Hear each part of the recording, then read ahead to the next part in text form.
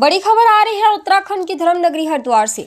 खबर हरिद्वार से है, जहां आपको बताते चले कि हर्ष और उल्लास के साथ देवेंद्र प्रजापति ने की घर वापसी। भाजपा छोड़ शिवसेना में हुए समर्थकों के साथ शामिल, जोर शोर से हुआ स्वागत। माननीय महाराष्ट्र के मुख्यमंत्री आदरणीय एकनाथ शिंदे साहब का मिला आशीर्वाद। देहरादून में प्रेस कॉन्फ्रेंस कर की उत्तराखंड प्रभारी श्री भूपेंद्र भट्ट जी ने घोषणा। देवेंद्र प्रजापति ने अपने वक्तव्य में कहा कि उत्तराखंड के अंदर बढ़ रहे गैर समुदाय के लोगों के लिए भगवा धारण करना अति आवश्यक। देवभूमि की भूमि को किसी भी कीमत पर धूमिल नहीं होने दिया जाएगा।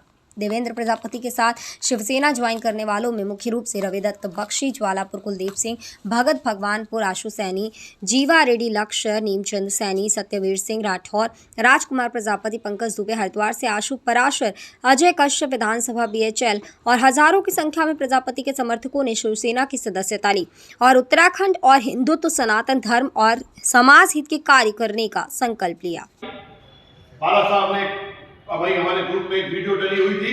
उस वीडियो में पाला साहब ने कहा है कि मैं कभी कांग्रेस से समझौता नहीं करूंगा और यदि कभी ऐसा होता हुआ दिखा तो मैं अपनी दुकान बंद कर दूंगा।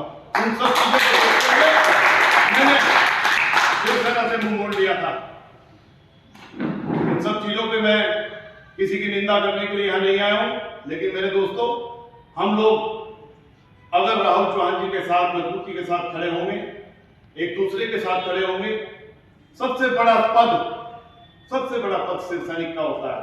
आज हम चौकी पे बैठे हैं तो हम चौकीदार हैं, आप जमीन पे बैठे हो तो जमींदार हो। ये एक सोचने का विषय है।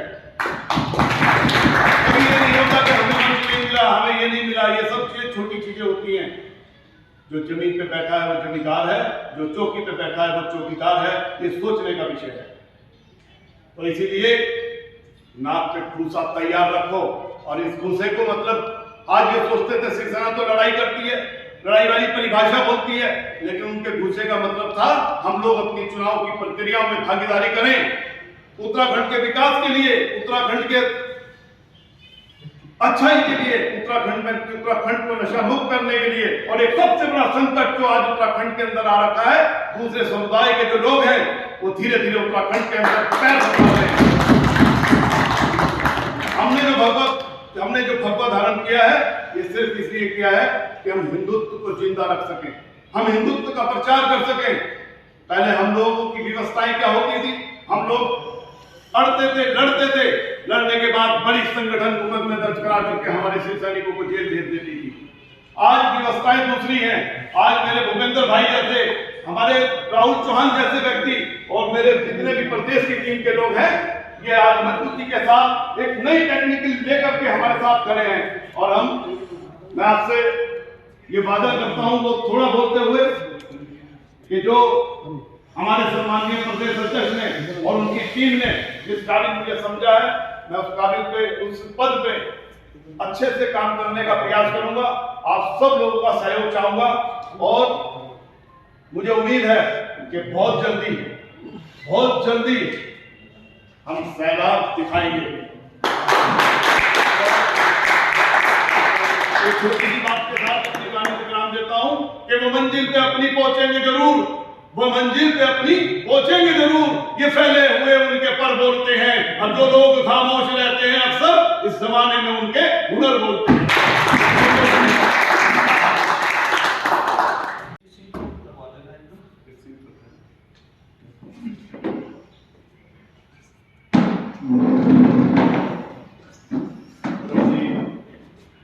माननीय बाला साहब ठाकरे जी को नमन करते हुए मैं देवेंद्र प्रजापति आज एक नई उमंग के साथ, एक नए जोश के साथ, जो हम कभी युवा सेना में देखते थे, हमारे राहुल भाई जो आज हमारे सम्माननीय अध्यक्ष नियुक्त होकर आए हैं, मैं इनका बहुत बहुत स्वागत, धन्यवाद करता हूं।